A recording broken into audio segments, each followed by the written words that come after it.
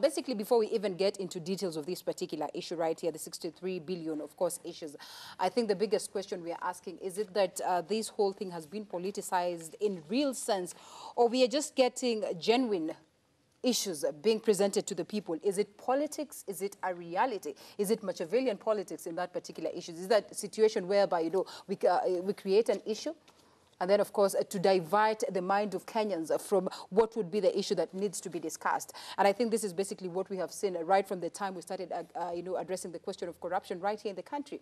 Every other time this comes up, because then again we realize that there's a prominent figure that is, of course, within the alleged issues that are ongoing as to the question of corruption. Then something else crops up to sort of shift or divert the attention of the people of Kenya from this particular one. So, genuinely speaking, what do we read in this, Andrew? Well, I think since May of last year, the procession of mega scandals, you know, it's become enormous. It's mind-numbing in many respects. And so if we're talking 7 billion, 21 billion, 63 billion, spread across all ministries, we're talking SGR, we could talk NYS1, NYS2. We're just overwhelmed by news of stealing, and it's gotten. You seldom even hear anything now about cartels, because I think cartels don't reflect the issue of a huge criminal enterprise, which seems to have evolved since independence, and the figures are so huge that they are incomprehensible. So when I see all the fascination with somebody who seems to be inciting tribal violence in Rift Valley, statements of Mendazi's economy, none of this is funny. None of this is being treated with the seriousness it genuinely deserves. And so if we're looking, you know, if we look at that, we don't reshuffle a cabinet for people who are not competent. We don't move people out of government who are not performing. So now, which I think is very simple, relatively speaking, if you have the political will to do so. But here we have money that I don't see any of us able to get our minds around. This dwarfs whatever occurred during the Moi era. It even dwarfs the subject matter of the Kroll Associates report that was commissioned under the Kibaki government, which also gave out laundry lists and detailed properties purchased all around the world by members of the political class and of the ruling party at that time. So I think that, yes, we are being diverted away from actually getting to grips with the corruption. We also have a host of people who have been charged but not yet prosecuted. In other words, cases that are stacking up, most of which I believe will be dismissed for lack of evidence to convict. There may have been sufficient cause to charge in court, but there will be insufficient evidence to convict anyone. And then, of course, that leads to a genuine idea, a notion, that perhaps this is all just a sham. That is, you have ineffective investigations taking place to give people the impression, and to give foreign donors and external operators the impression that movement is taking place. And yet, because of the Constitution, because you do have to meet certain standards of proof, this is not a dictatorship. This is not communist China, where people are going to be taken out and shot, and I don't think it should be. But what inevitably, shoddy investigations will have to be dismissed. The cases will have to be dismissed. Meanwhile, we're seeing increasing amounts of money that's going out the door. You know, the notion that somehow contracts are given to a company on the verge of bankruptcy in Italy that is sent money. And they needed, I'm sure the Italian company, to be fair, needed that money to stay afloat, but they were unable to do so, assuming that it wasn't all just a con in the first place. And I think last year, John Githongo made a very good point when he said that before you see any of these mega projects, people have sat in back rooms figuring out how much is going to be stolen. Now that is a sobering and scary idea, because it means that nothing we're seeing is for real, that it's all part and parcel of loot, of stealing from the exchequer, borrowing the future, and crippling, and basically crippling the economy forever, for posterity. Okay. working Now, away okay. with everything. Okay. Yes. Have we failed have we sort of failed to guard the integrity of our financial system? Well, the financial system in any case has no integrity because we do not have a financial services authority. We have 5 or 6 financial services regulators spread across insurance, pensions, banking, SACCOs. We don't regulate chamas. If you look at the attack, Linda, on Tadusa too, when I was here. Yes. Yeah.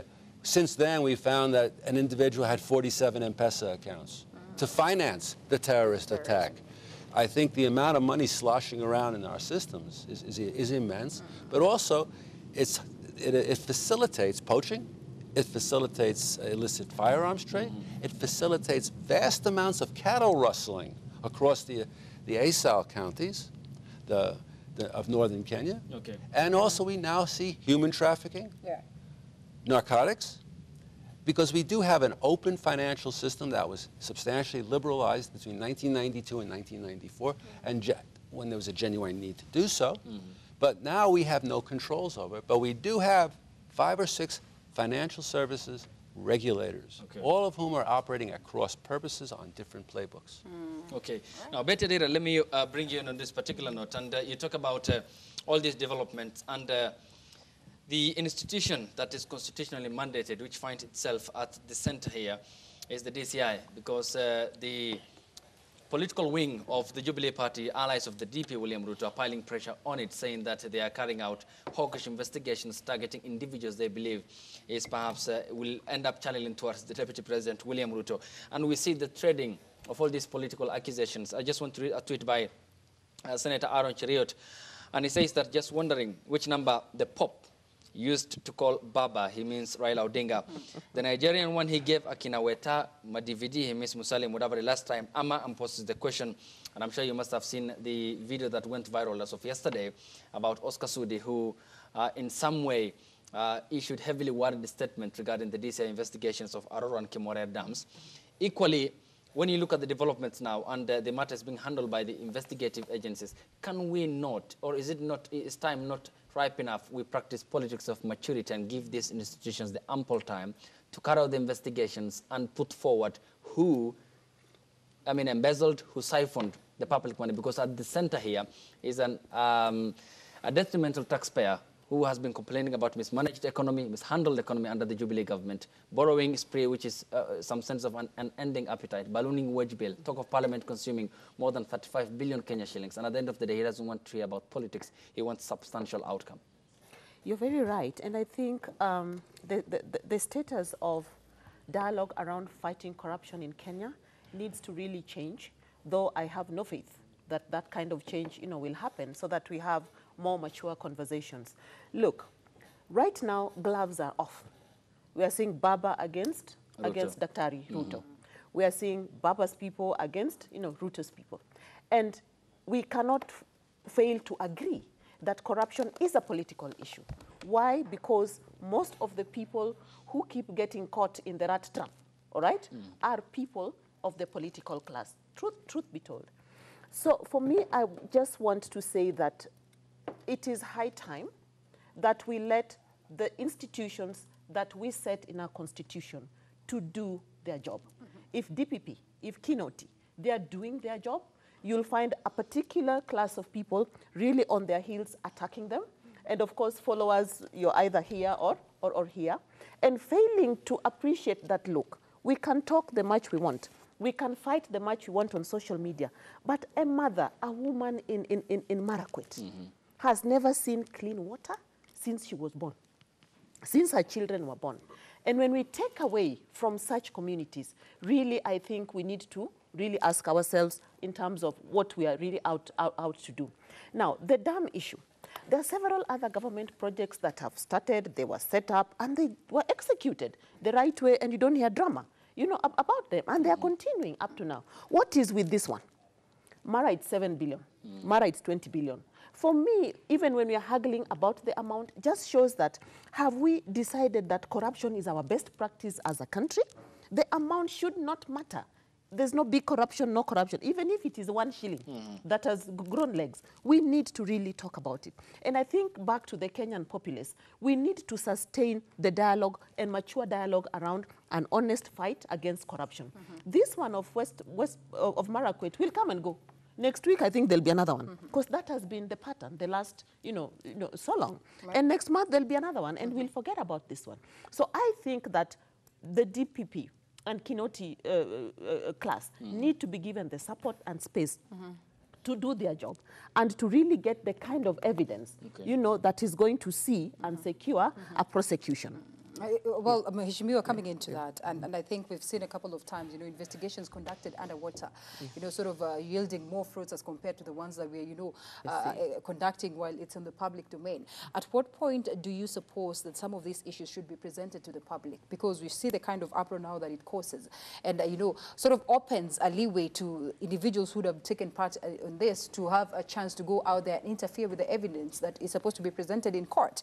And that's the reason why today we're having this kind of talks. If you look at the situation that has happened this particular morning, and of course, may his soul rest in peace, Captain Mario Magonga dies after crashing into Turkana. I mean, if you'd go on social media right now, the kinds of interpretations that we're getting from this is absurd. People are arguing that probably this could have been the target, against the Deputy President William Ruto, sort of justifying some of the cries by the people who, or his allies. So at this particular juncture, in as much as maybe we'd want to genuinely fight corruption, we are sort of missing out on ensuring that we, first of all, get the public confidence as to this. So moving forward, should we be holding these things down on ground until we get proper investigations so that we are able to present it to the public? Because as it stands now, it's like people are trying to interfere with the work of the investigative organs. But in real sense, this has been presented, and definitely the people who sort of feel like, it's targeting them would definitely go out there and fight this. I think Andrew put it very well. There's no fight on corruption here. Yeah. This is all politics. It's all politics. I don't like Dr. Ruto. He's got his issues. There's no question about that. Too many issues. But let's be very honest to ourselves and to Kenyans also. Who is supposed to tell Ruto that you're corrupt? Raila? Nope. Uhuru? Find out who the relatives of Uhuru are who had that scam on the 3.5 billion Kenya shillings in the Ministry of Health. Bring those ones to book first. And then come and tell us that Ruto is corrupt. It's corrupt, yeah. Let Raila come out and tell us what happened about the maize scandal when I was the deputy speaker there. And I can tell you it was terrible, terrible, where maize that is completely supposed to be destroyed is sold to the country here. Yeah. And the former prime minister has got a massive explanation to do that. There are not less than at least eight governors who are right now in government. Yep. And they're governors and don't even have a qualification. They don't have a first degree. DCI is going to tell us that he's fighting corruption when he cannot even bring them to court themselves right now and prosecute them because they presented the wrong documents, the fake documents. He cannot investigate that and establish that these people do not have those degrees. No. But the IEBC cleared them to run. No, whatever. You have to bring the IEBC to court. You have to bring the IEBC itself to court. Exactly. Find out exactly who in IEBC collaborated in this thing and bring him to court.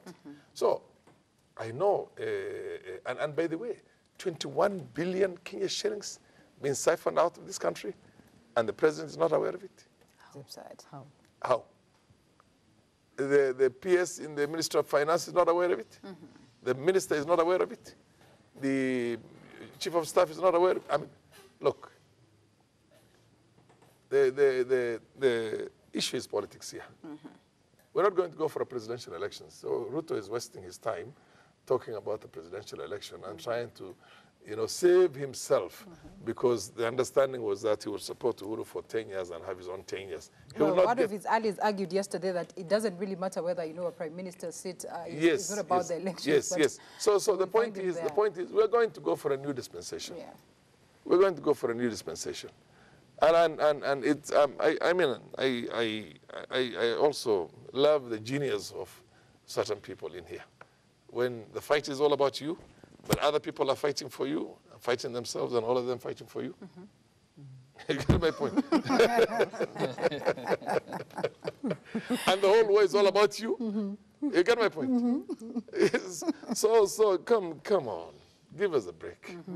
We have been around long enough to understand all these shenanigans. So if these reports are presented to us, should we just ignore them and say that this is sheer politics? No, it is. Because they're records that Look, should really give us concern. Let me tell you, there are a million things that are going to give us concern. The president himself came out into the open and said the most corrupt institution in this country is my office. The office of the presidency. It's my office. What has he done about it? No concrete steps. What have we seen right now from his office? Where did we see this radical surgery in which I don't know how many from his office are in prison? And then he says, "Nataka nifanye nini?" You know what I mean? Yeah. So here you are, you're not doing anything. You make political statements all over the country. You say that we're fighting corruption, but there's no real fight on corruption going on. It all boils down to politics. And then you will give the sympathy of the people, the sympathy of the masses of this country, to somebody who, frankly, has issues. And if this thing goes on a little longer, I can assure you, Ruto will begin getting those sympathies. You know what I mean? The sympathy people will begin saying, look, No, never. he's a crook, but they're all Guinea, crooks. yeah. Yes. They are only targeting him. They are not targeting the crime. They are not targeting the vice. The virus in him. There's nobody who's fighting corruption here. All right.